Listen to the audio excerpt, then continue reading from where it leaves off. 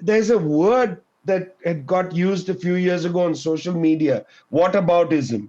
When you talk about X and I say, but what about that? Okay. It's very interesting. There's an actual genealogy of the term whataboutism.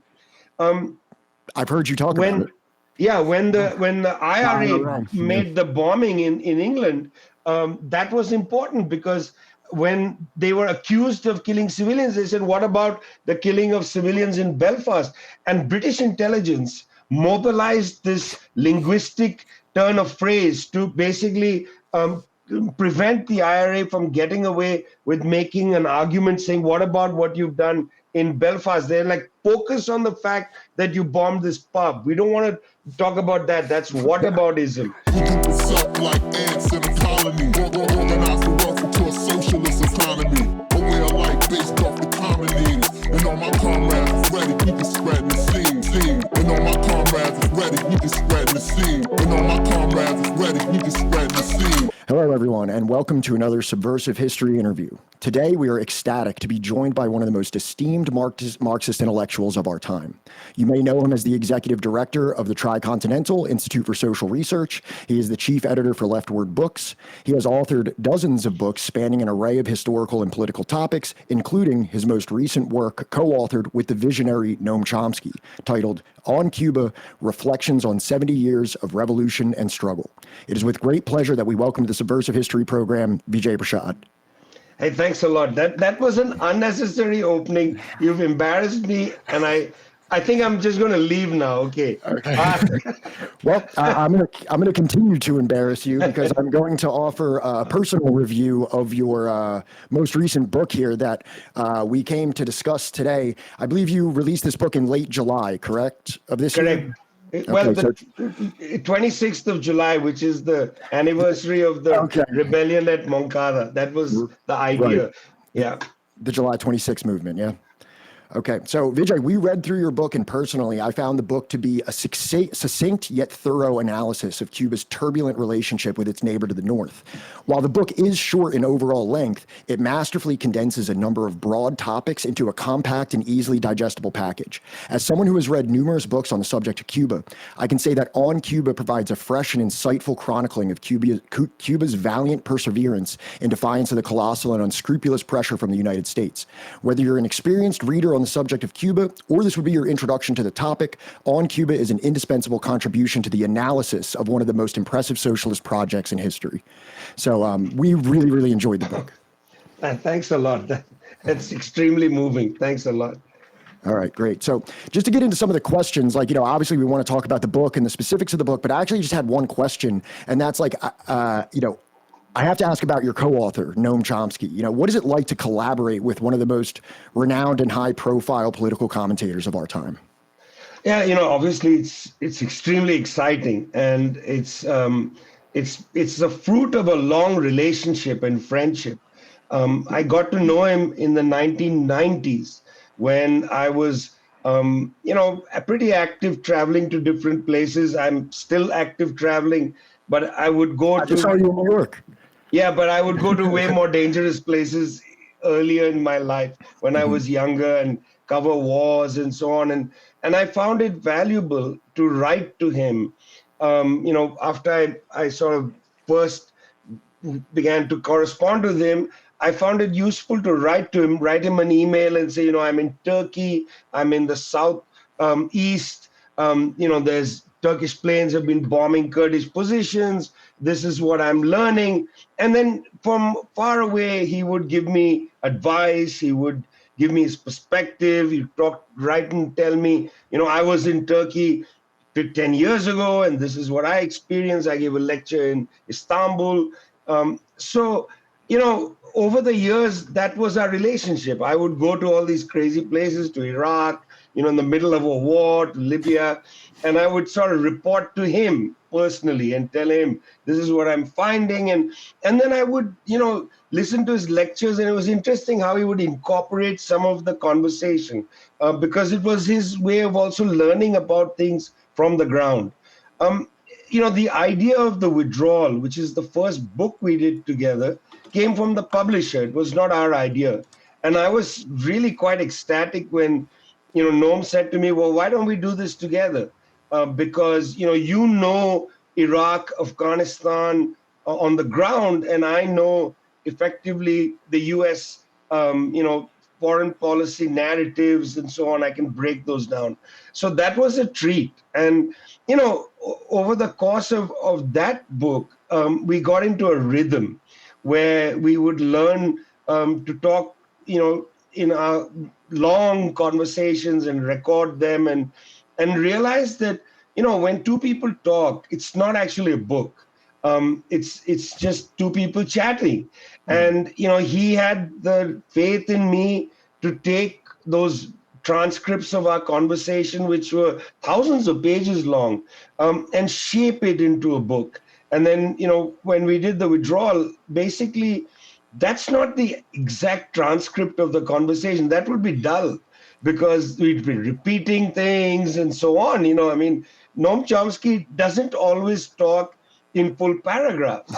He has digressions and he has interesting, analysis that will come in, and then he goes back to points and so on. So it was useful to be able to edit it. And The Withdrawal is a crafted book. It's not it's not just a transcript. And so when we decided to do this text on Cuba, and he was very upset by the U.S. policy that, when the U.S. took Cuba back onto the state-sponsored terrorism list. That really bothered Noam, actually, that particular act. He saw it to be, excessively vindictive. And I agreed with him. We wrote a statement saying this is ridiculous, whatever.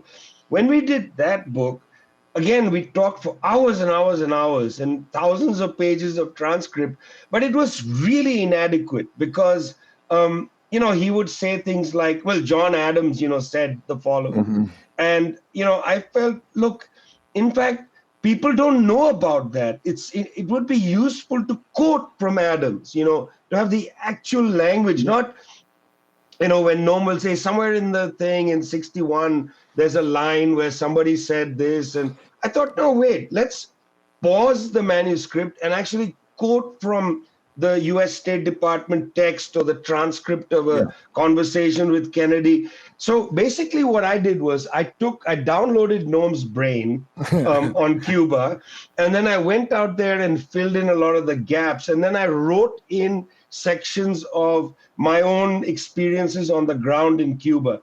And in order to have a little more Noam than you'd get, we had those block quotes of his voice. So, these are crafted books. And he actually preferred that because Noam has done a lot of interview books. But if you read those books, they are not, just to be quite clear, they are actually transcripts of conversations. And, those are harder for people to read because you might as well just listen to the conversation, Right. A book should be crafted, and that's what we decided. Even an interview book should not be a transcript. It should be crafted because the reader must be given a certain amount of respect that, when he says, oh yeah, there was like an attack there were so many attacks, against Cuba in the 60s. Well, the reader wants to know what were some of them like. And so I filled that in and said, there was this motorboat that went off the shore of a hotel and they just machine gunned the beach and, things like that, which are like, really? That stuff happened? That just doesn't seem real. And if you just leave it at, hey, listen, they did these terrible things, you don't get a granular sense of how weird some of the attacks were. So really, that's what it's like. It's a real pleasure, and it breaks my heart that Noam had a stroke right after we finished working on the book, and that it breaks my heart that we can't just chat whenever I want to.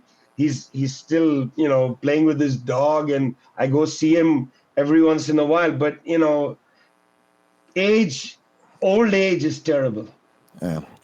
So I just have one kind of a follow-up question on your relationship with Noam, and I hope that it's kind of like healthy for kind of the left broadly to ask this question and to address it, but there's like a somewhat long-standing leftist political discourse, a rift within the discourse between the libertarian socialist and the Marxist Leninist. Chomsky has made certain criticisms of Lenin and the Soviet Union, which in my estimation is somewhat of a divergence from your perspective, as evidenced by your books Red Star Over the Third World and your selected writings of Lenin. Can you describe the process of collaboration and friendship with Noam despite these disagreements on the legacy of the Soviet project? And I ask this question not to stoke the flames of leftist infighting, but on the contrary, to fight against that stereotype and use you and Noam as an example of left unity. And for the record, I find his works to be indispensable. His collaborations with you, his collaborations with Ilan Pappé on Gaza and Palestine. I'm a big fan of all these works, and I think he's quite valuable. So I'm not saying this because I'm trying to get you to feed into any controversy, but I want that type of kind of immature bickering to kind of be quelled a little bit. I probably wouldn't be here if not for the works of Noam Chomsky that are on Exactly. Well, there's that. I mean, look, firstly, I would like to challenge your use of the word somewhat, because you said somewhat divergence. I mean, I think we have a fundamental divergence on the analysis of Lenin and the Soviet Union and communist history and so on. Fundamental disagreements, but not somewhat. That's crazy. Okay, no, and I think it's healthy to have disagreements with people that you admire. First, I just want to say that, just as you said, we wouldn't be here without somebody like that, towering influence in so many of our lives, most profound critique of the whole basis of U.S. foreign policy was conducted by Chomsky. His text, The Responsibility of Intellectuals, from God, way back, the 1970s, and 60s, his immense critiques of the U.S. positions on Vietnam and all of that, of course. Look, I always look for commonalities rather than for differences. That's my personal view of the world. The left eats itself apart with searching for minor differences, and sometimes not so minor differences, but it eats itself apart. And I search for commonalities. And also, I believe that friendship is very important in the world of humans, not just, of intellectuals, but humans. Friendship is to be cherished and is important. I have friends who believe the exact opposite of what I believe in. I cherish my friends. I don't want to only be friends with people that are like me, because then I'm just being narcissistic, just being friends with me. I want friends who, challenge me, who entertain me, and I don't mean that I like to get into big political arguments. I have friends who are capitalists, and we discuss things, and they tell me things that I wouldn't know otherwise, about, let's say, what's happening in the world of banks. I mean, the day of the financial crisis started, that Sunday, a friend of mine who works for a very big bank in New York City called me up and said, tomorrow is going to be a shit show. And I said, why? He said that I think one, if not two banks are going to close. And he started telling me not any details. It's not insider trading. I don't have capital to invest. I didn't make money on the bank, just to be quite clear. But he was telling me, he was telling me, basically what he was going through, and that they were at work and they were looking through things, and they were looking for toxic assets in their books. And that was interesting to me, and he was heartsick by the level of toxic assets. We shared that in common. He's a human being, but we disagree fundamentally on a range of things. So I don't see any problem with that. I mean, you build commonalities, and in terms of left theory, I have enormous problems with the approach of anarchism, enormous problems. But there are things to be learned from anarchists. There's something to be learned from anarchism's critique of communism. There's something to be learned. If we're not open to learning from each other, and we're just going into our corners and yelling and screaming, you are also unattractive to people who are not, involved in politics. I mean, the working class should not be confused by the meaningless debates of people in the left. You want to appeal to people. You want to be an appealing political tendency. You want to have a sensibility that people say, I want to be a part of that. But if you're bickering about Bukharin or some disagreement about, Rubin's book on Marx's theory of value, you're just being an elitist, and you're not capable of understanding the need to be capacious. That doesn't mean you shouldn't have principles. You must have principles, and you mustn't just, accede to somebody's views because you're friends. Have principles, but be a decent person. You can't build a left if you're just yelling and screaming and, tearing people down. Nobody likes that. So I think that element of, perhaps it's more on social media, but I don't think so. This is also hugely there in sectarian groups. Right. And then also I'm sorry to use a word like this, but it has a lot to do with maturity. As you get older, you understand that your minor differences with XYZ shouldn't define your political horizon. You need a broad horizon in order to build massive social change. Noam and I disagree about Lenin, okay? Yeah. But Noam respects Lenin because Lenin made a revolution.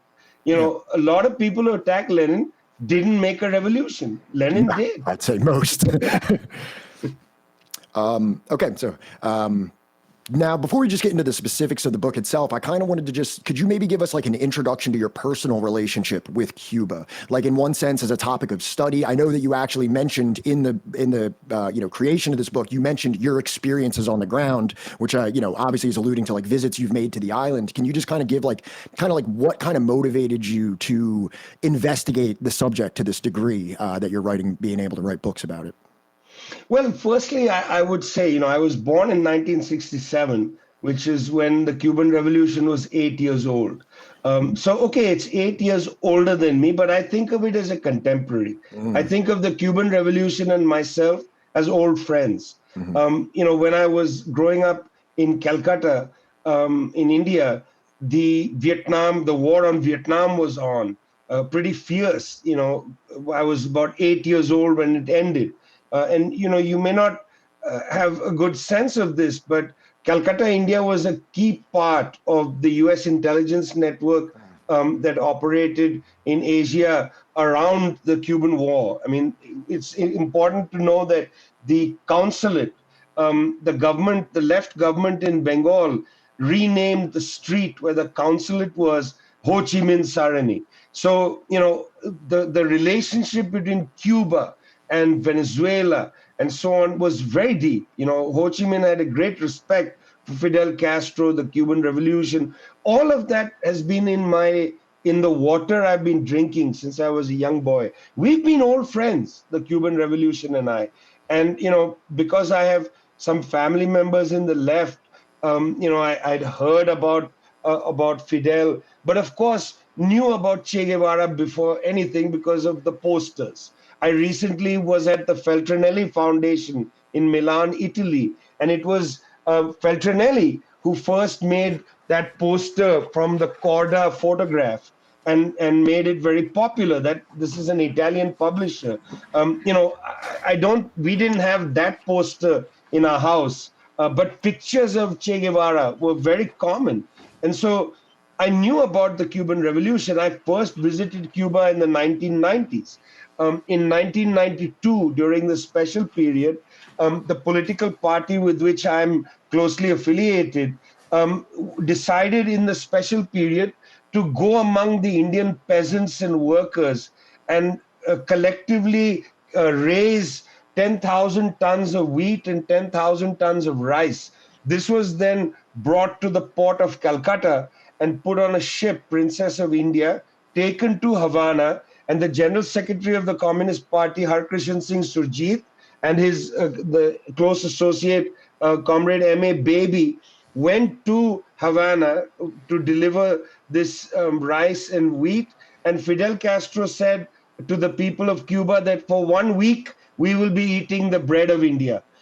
I participated in in collecting a very small amount of that wheat in the state of Punjab, where I was doing my PhD research at the time. But then a few years later went to Cuba and was very interested in seeing a couple of things. One, the immense impact of literacy on the island. Everybody seemed to read and write. There were libraries everywhere, small, some of them in not great shape, but they were everywhere.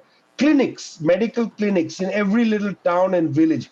That really, excited me, the possibility of that. Because in a country like India, literacy rates is still struggling. Healthcare is not there in small towns and villages and so on. To see the Cubans having succeeded despite the blockade was something quite exciting. And I think I tried the other day to calculate it. I don't know, if I've been to Cuba less than 20 times, I would be surprised. If I've been more than 20 times, I think that sounds accurate. And many of those times traveled around the island to Santa Clara, to the Bay of Pigs, and so on, and experienced, the basic, generosity of the people, but also the struggles that they undergo today. I'm not an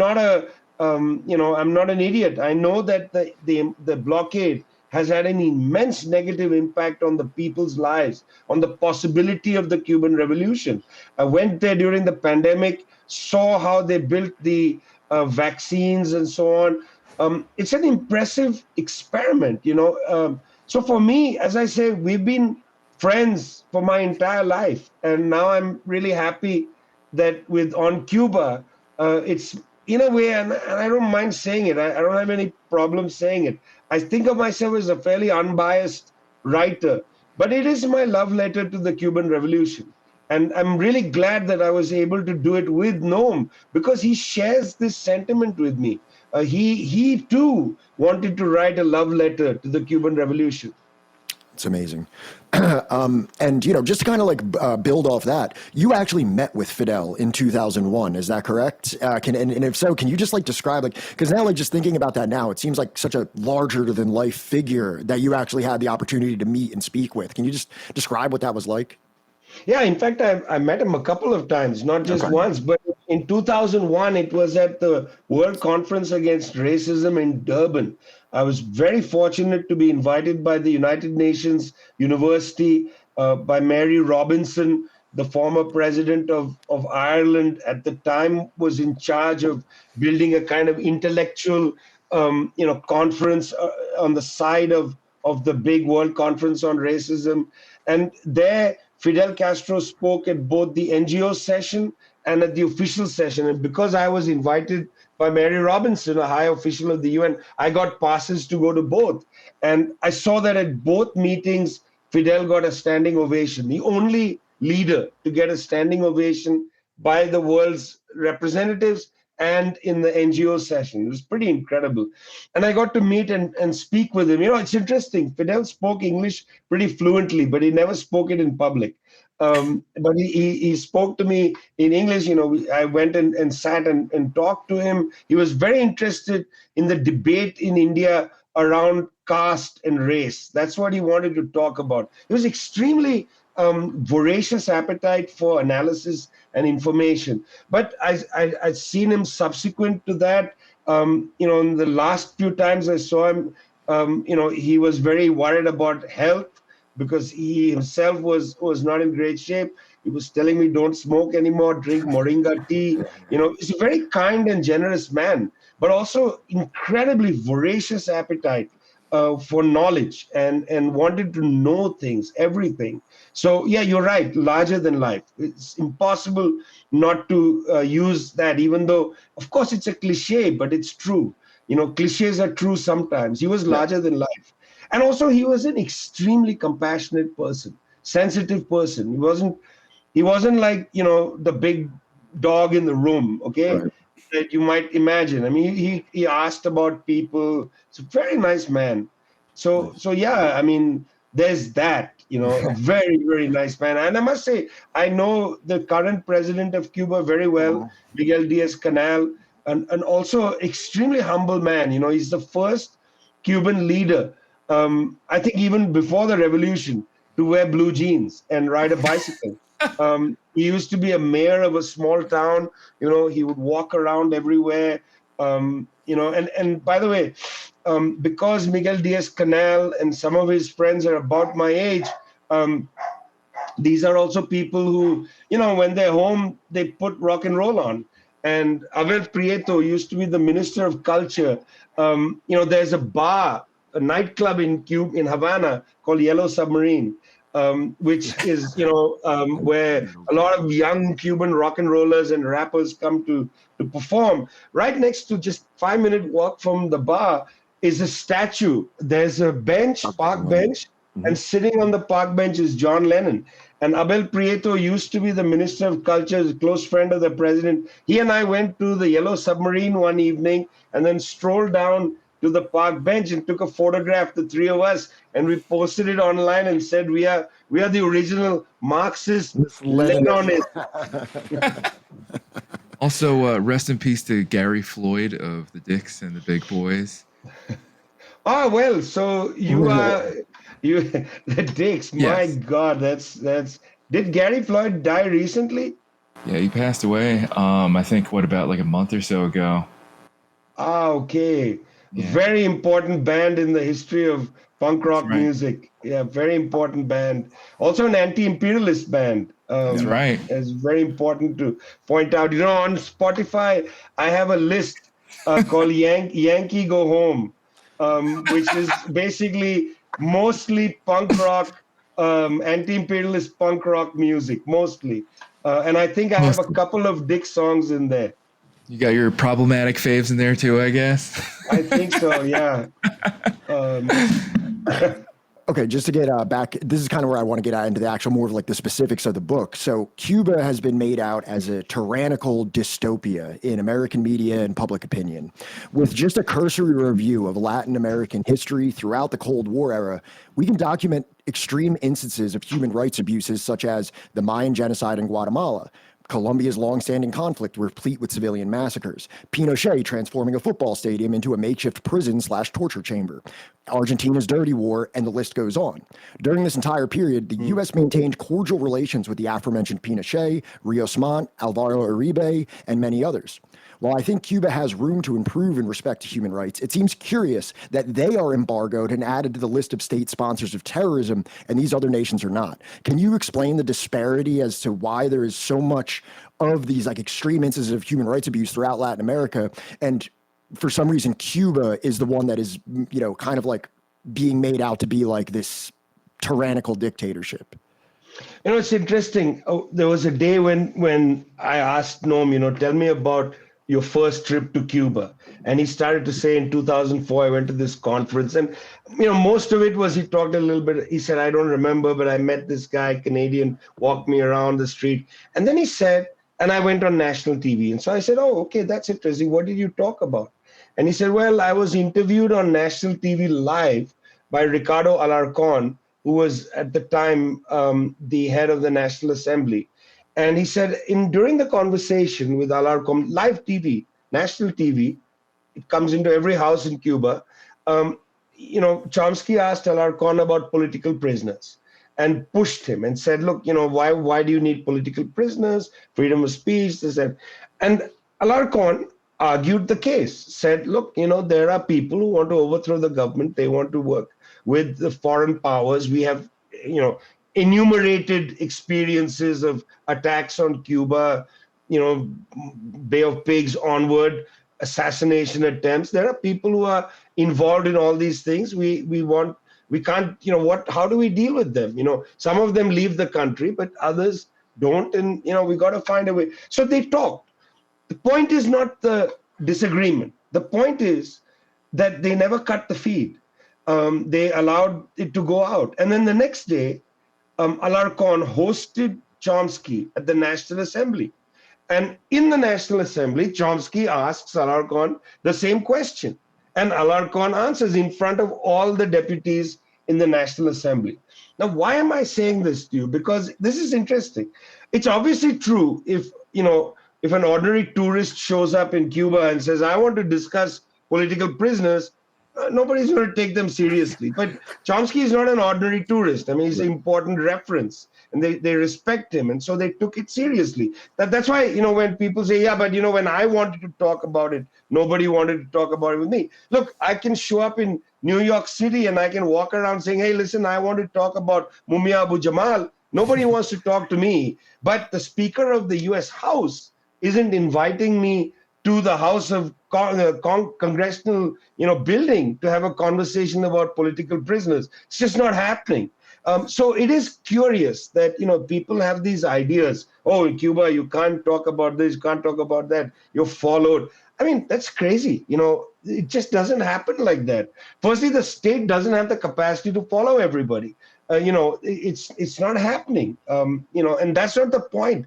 The point is we have a good example here where you could raise a sensitive question and have a debate and discussion, pretty, sincere, and that too on national television. This is a man, Noam Chomsky, who's never been on US television, mainstream television, never been invited, not to one channel in all his 95 years, has been invited onto one channel except Democracy Now!, which is not on, not a legacy mainstream channel, so you can't count that. Okay. Now, in the book, while we were talking, we talked about his trip to Cuba and so on.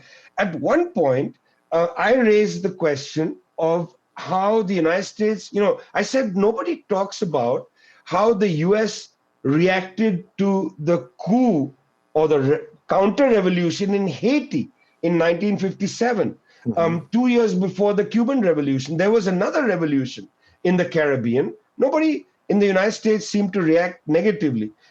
And so Noam was interested in the comparison, and we discussed the comparison. He knew Haiti quite well. He had written about it, traveled there, and so on.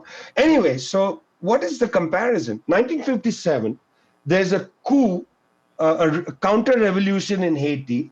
Papa Doc Duvalier comes to power, and then his son governs right till the 1980s. For decades, this family governs with an iron fist. They have a death squad that's there, that they run. Everybody knows about it, written about in the US media. Forget, pamphlets from small little groups. This was written about in the New York Times, Washington Post, Los Angeles Times. I found articles everywhere. People acknowledging quite openly that there is, in fact, a death squad operated by the Papa Doc and Baby Doc Duvalier, and Haiti's condition of life deteriorates. Meanwhile, in Cuba, nobody can name the death squad. They don't exist. There are no death squads. There was a revolution in 59. United States from the first day tried to overthrow it. They never tried to overthrow 57 in Haiti. So this comparison tells you all you need to know. It's not a principled issue about human rights. This is not on principle about human rights. It's about fealty to Washington. Cuba does not want to bend the knee to Washington. Haiti bent the knee to Washington, at least the Duvalier family. They said, we are at your service. The Cuban Revolution said, we are at the service of the Cuban people. That's the difference. It's not a principled human rights issue. And anybody who says it's principled, I don't know how they would square that entire list that you recited, all the way from, let's say, Arbenz to Pinochet and beyond. I don't know how they would square this. In fact, they don't. And that's the interesting thing. They don't. They say, let's go back to Haiti. There's a word that had got used a few years ago on social media, whataboutism. When you talk about X and I say, but what about that? Okay. It's very interesting. There's an actual genealogy of the term whataboutism.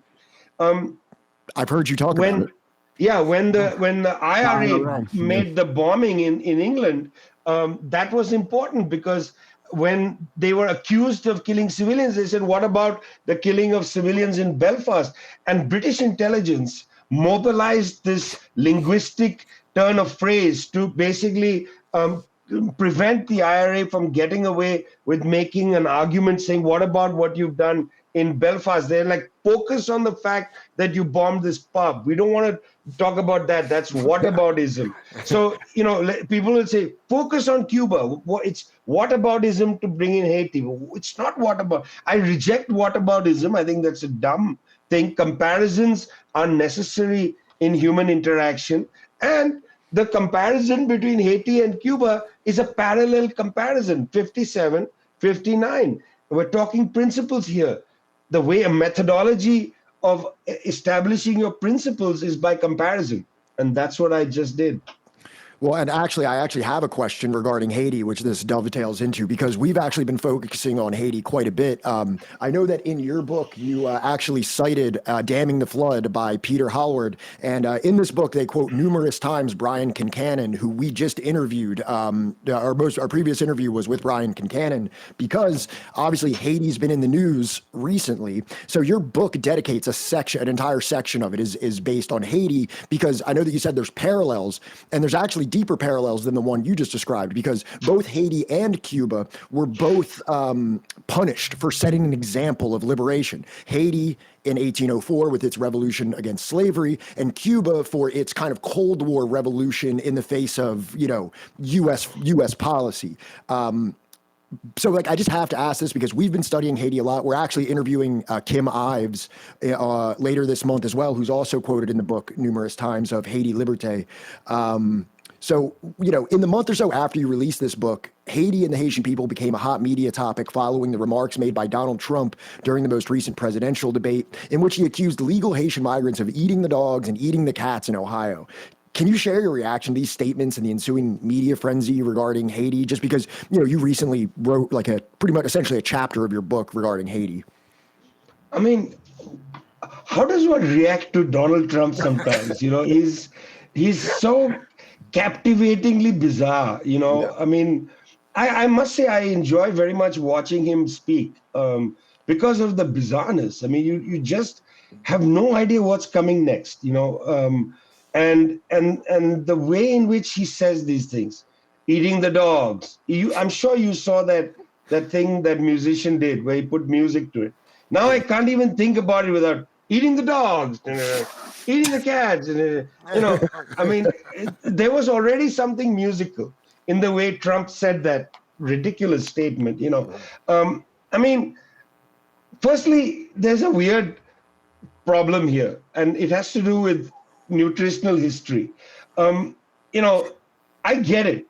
I don't want to. I have 2 dogs and 2 cats, and it hurts me to imagine eating them. But my dog eats meat, Yeah. and so do the cats, and some animal is dying for them and for me to eat, because I also am not a vegan or vegetarian. Right. I'm sorry to say, but I mean, what's bizarre, Donald? I mean, some people eat dogs, some people eat cats. Not saying that what he's saying is true, but why are you reproducing? You eat McDonald's, man. Yeah. Donald, you eat McDonald's. I don't even know what's in McDonald's. I don't know what meat that is. That's his preferred dinner on Sunday or whatever. I once read an interesting article.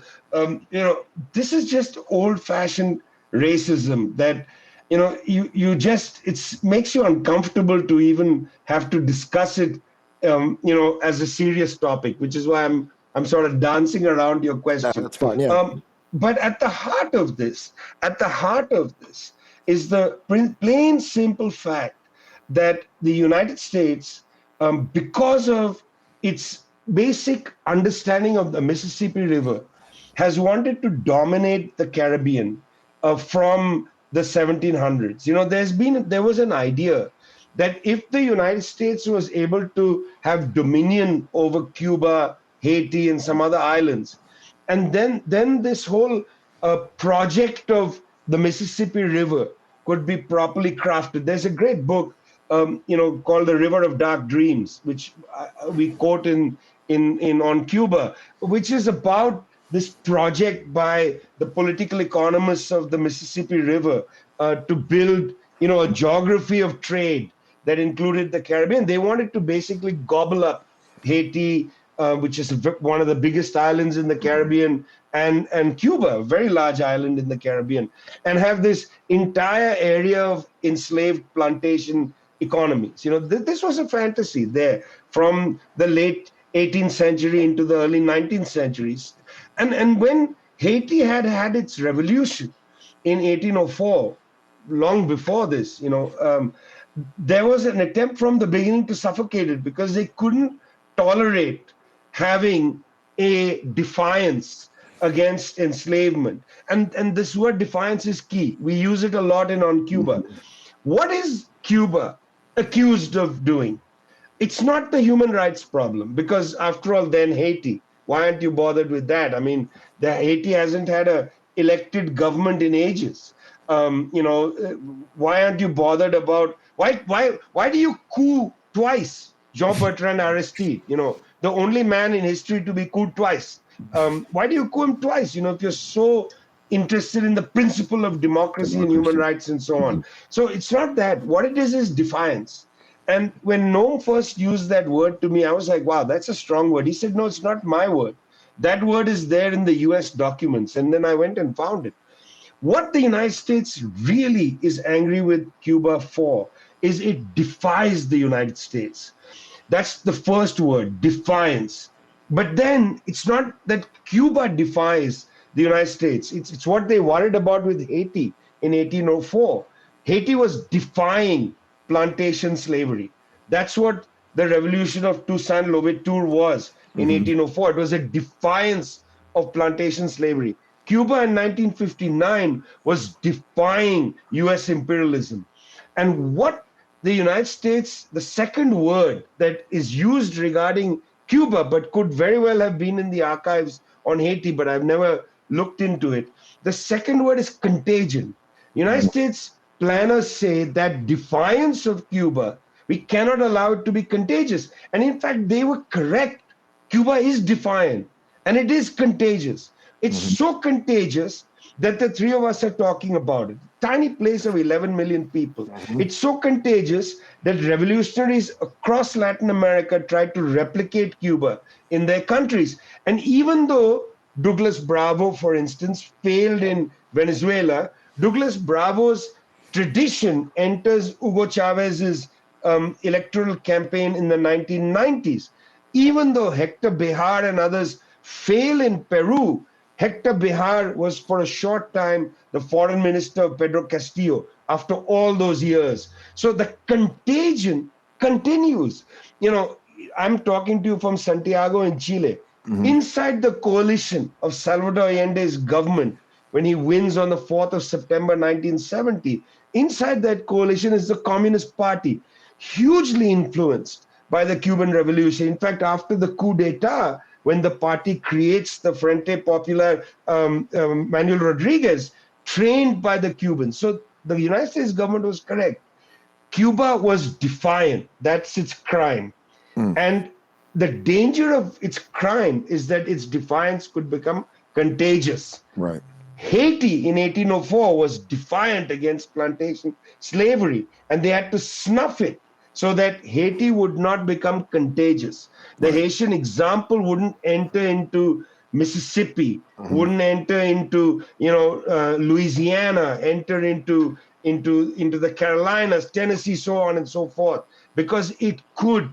Imagine the Haitian example, a painting of Toussaint on the board of a plantation in Alabama. How scary would that have been? That contagion need to be destroyed. That's the principle they're working under, not the principle of human rights, but the principle of maintaining control over resources and people. Exactly. That was an amazing answer.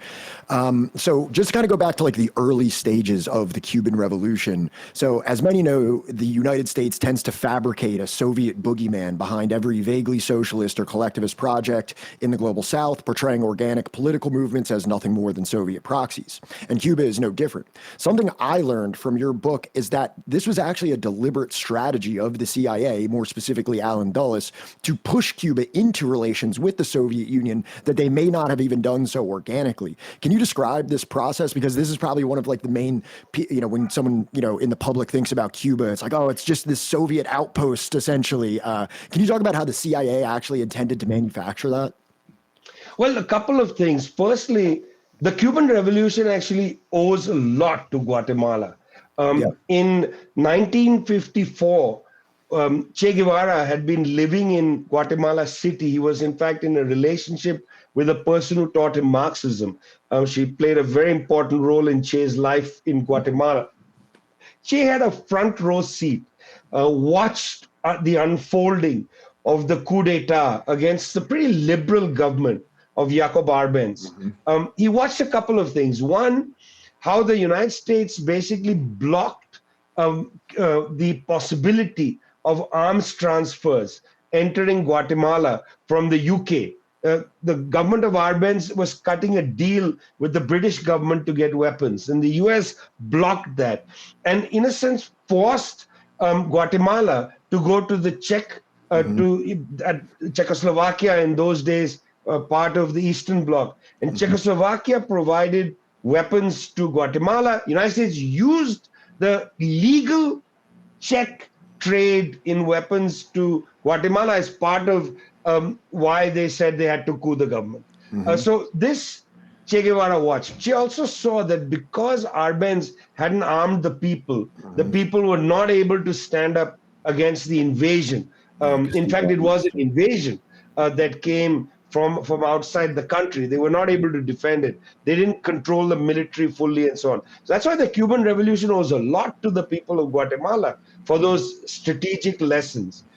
In Cuba itself, after the revolution of '59, because Che had this experience, they built immediately structures to defend the revolution, including what later becomes a committee in defense of the revolution. Every village, effectively, every town had committees to defend the Cuban Revolution. It's a very important aspect of how the Cubans were able to defeat the invasion at the Bay of Pigs, because that level of invasion, had they not learned the lesson from Guatemala, would have easily succeeded. It was not going to be complicated for them to be overrun by that level of invasion. They would have split the military and so on. But part of this was that the US government was trying its best to prevent Cuba from doing normal trade with anybody else, disallowing Europeans from normal trade. And the blockade, when it comes in, effectively canalizes Cuba into having to sell its sugarcane harvest to the Soviet Union. Now, this lesson from Guatemala could not be learned. But in fact, this was the secondary lesson.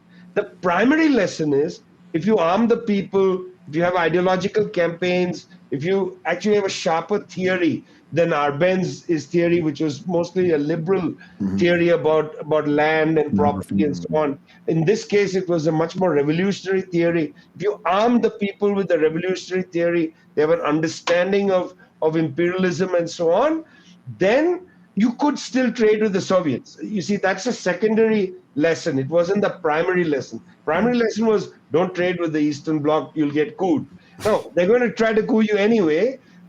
You've got to use whatever you can to defend yourself. First, build the strength of your own people around the revolution. That's the first. That's a primary lesson. And then secondarily, the US did canalize Cuba, preventing it to trade from others into trading. But there's, again, another difference. Having learned the lesson from Guatemala, the Cubans built very good relationships with Venezuela, which at the time was governed by Social Democrats, and with Mexico, where again there was a kind of social democratic government.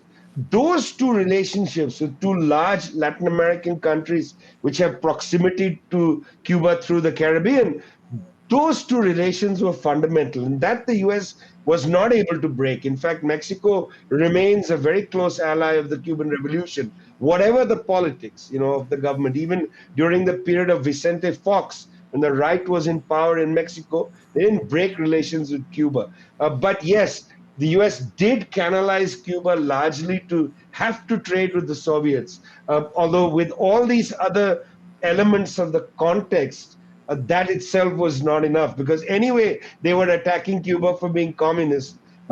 So what if you now trade with the Soviets?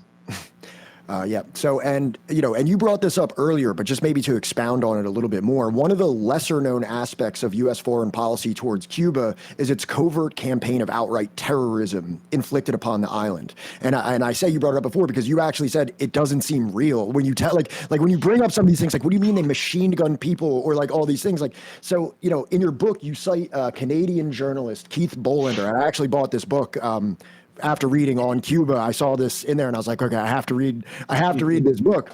In the opening chapter of this book, Voices from the Other Side, is titled Unknown War. And I believe this is an extremely appropriate title given what we just discussed. Many people know about the embargo, normal people out on the street, and many people know about the Bay of Pigs invasion too, and that the CIA was behind that. But this strategy of terrorism is criminally absent from public discourse. Can you just describe some specifics of this policy for our audience?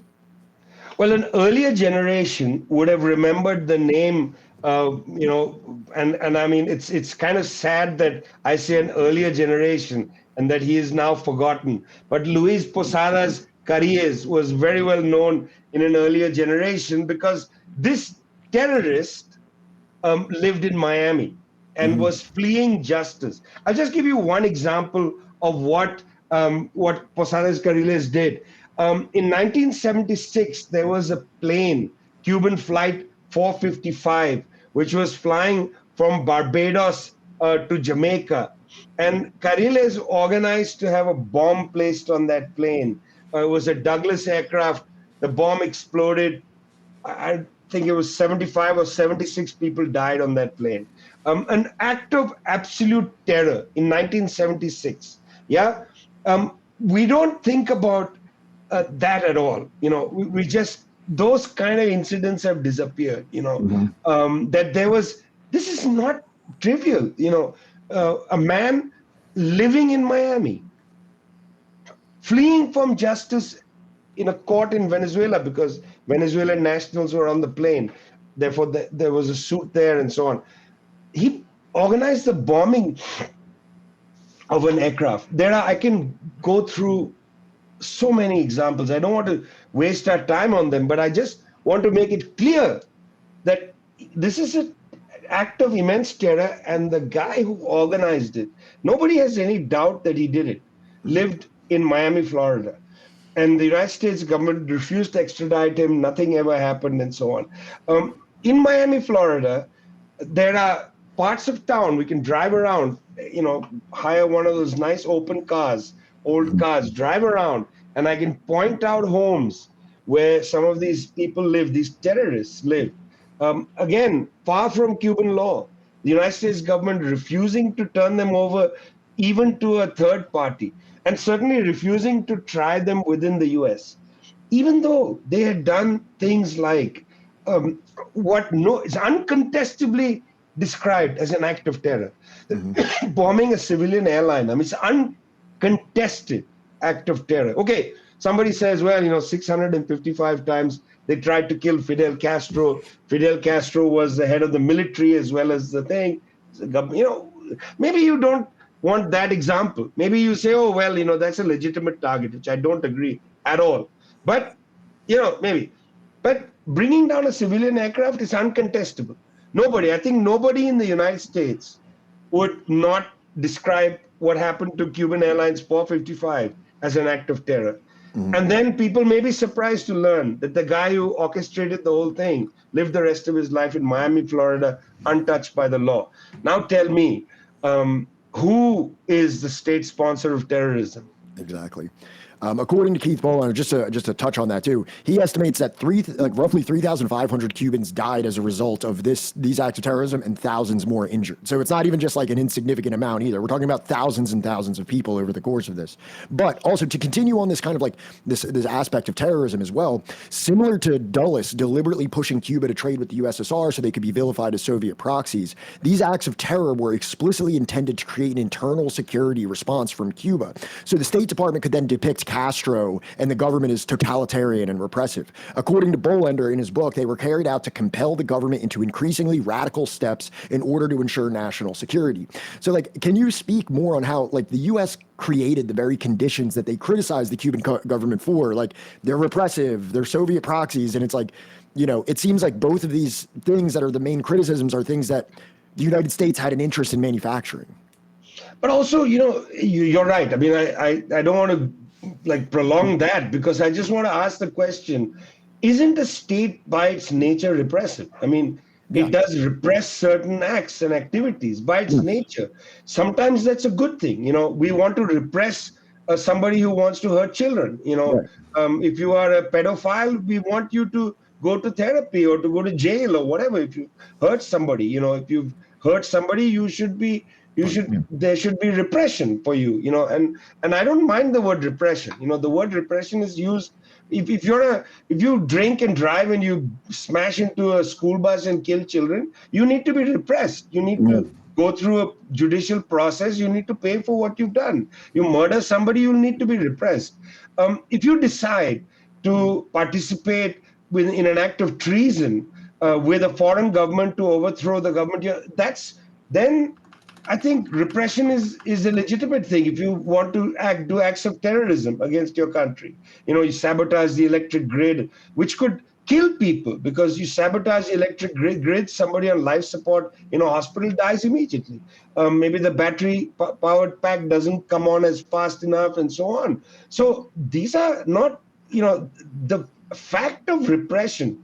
We need to demystify it a little bit, because it's being used viciously. I mean, the United States represses people all the time. You know, it represses people along various axes of hierarchy. You know, the number of black men shot in the U.S. is abysmal. I mean, how do you square that? There is no police shooting like that in Cuba.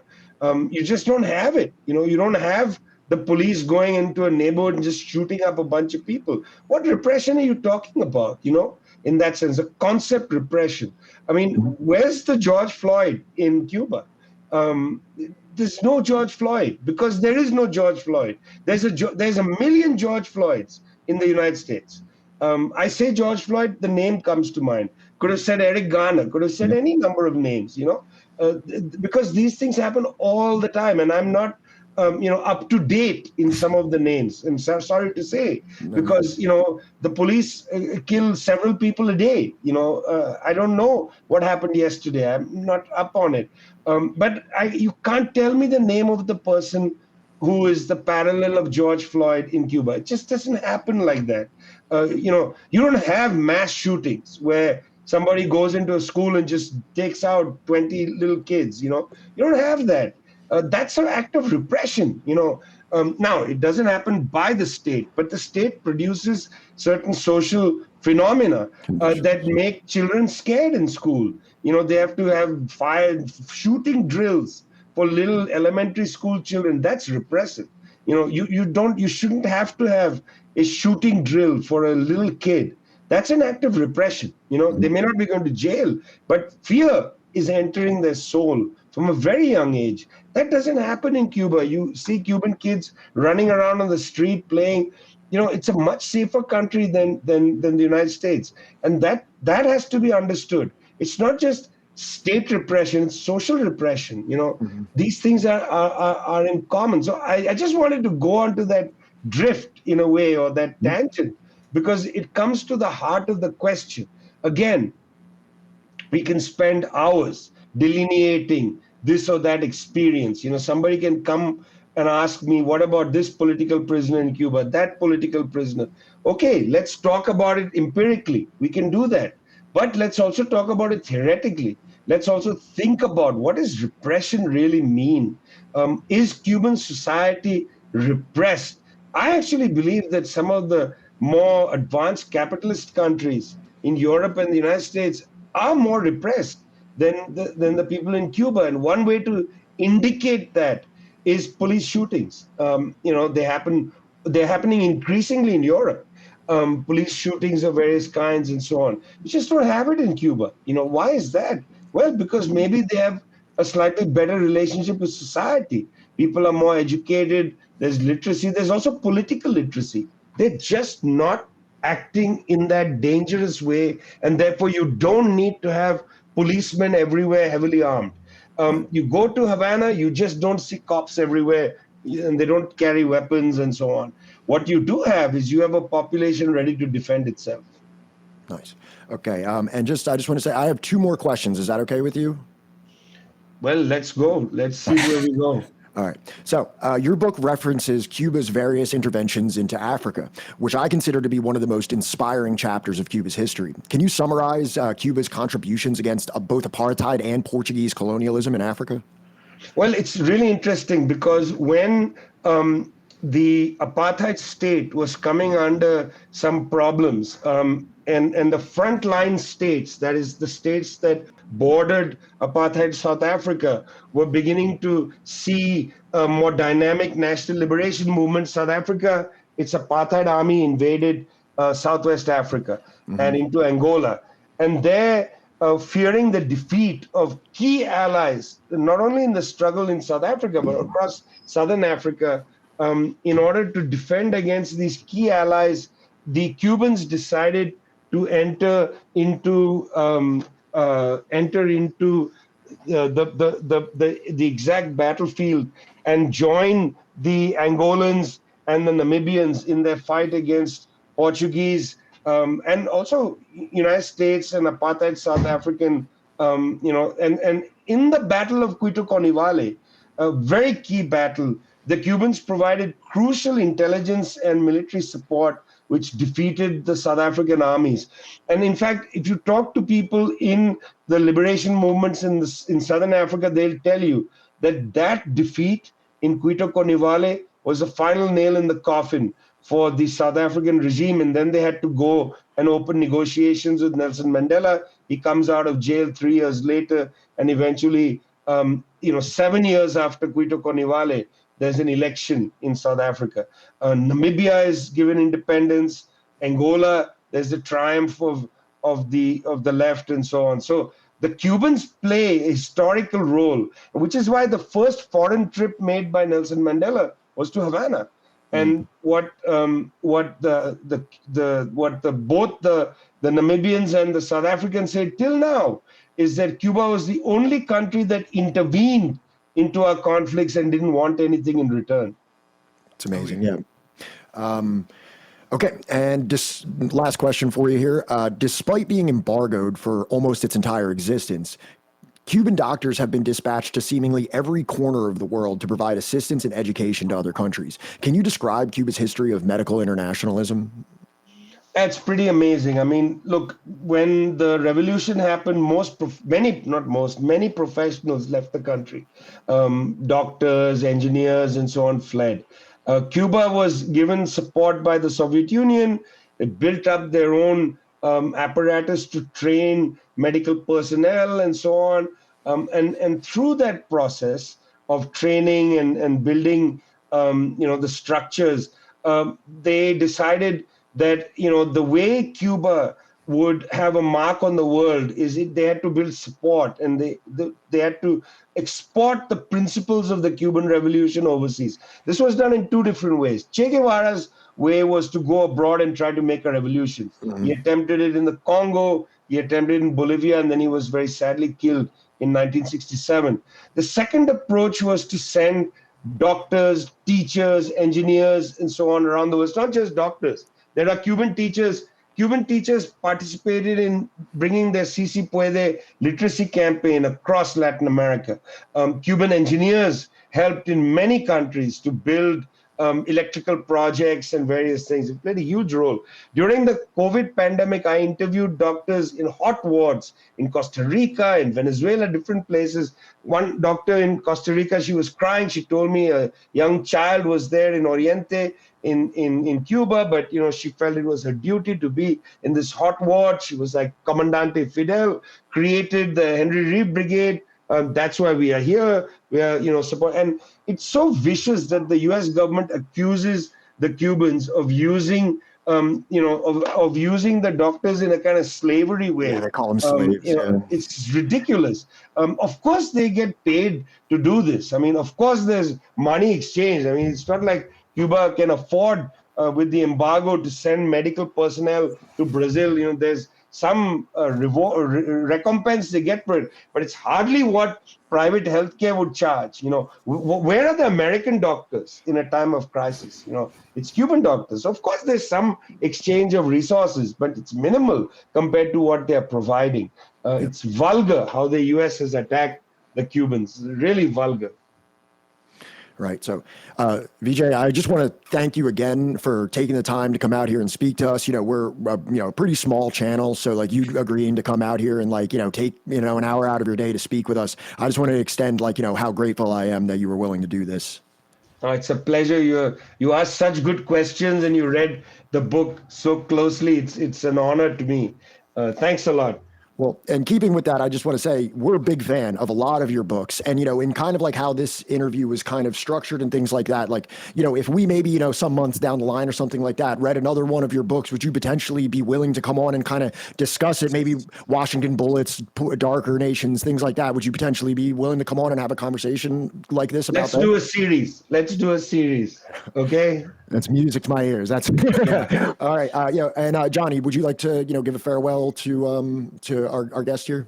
I wanted to ask you more questions about punk rock music, but we're gonna have to do another episode. We're just gonna it's gonna have to wait until we're doing Washington Bullets and stuff. We'll talk. Why don't we just meet to talk about punk rock music and the left? So don't run around here trying to make friends with somebody who's depriving you of your rights. They're not your friends.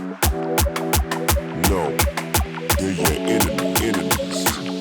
Don't treat them like that and fight them, and you'll get your freedom. My repertoire is USSR. Be-a-low style, got thrown out the car. Rise with subversive plots. They'll call you an extremist or subversive or red radical. Rise with subversive plots. Red radical, and fight them. Capitalism and democracy, capitalism and democracy are not synonymous. We do what's up like ants in a colony. Organize the wealth into a socialist economy. A way of life based off the communities. And all my comrades is ready, we can spread the scene. And all my comrades is ready, we can spread the scene. And all my comrades